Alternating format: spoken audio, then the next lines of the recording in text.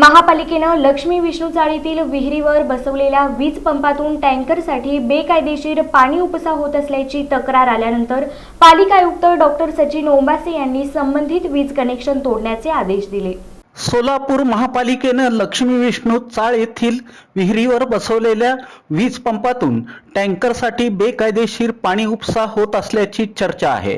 या संदर्भातील तक्रार आल्यानंतर पालिका आयुक्त डॉक्टर सचिन ओंबासे यांनी या पंपाचं वीज कनेक्शन तोडण्याचे आदेश पाणी पुरवठा विभागाला दिले। लक्ष्मी विष्णू चाळीतील विहिरीतून टँकरसाठी होणारा बेकायदेशीर पाणी उपसा अनेक दिवसांपासून चर्चेत आहे। या भागातील राजकीय नेते पालिकेचा पंप वापरून हा उपसा करत असल्याचं नागरिकांचं म्हणणं आहे। दरम्यान भाजपच्या नगरसेविका श्रीदेवी फुलारे यांनी या संदर्भात आयुक्तांकडे तक्रार केली।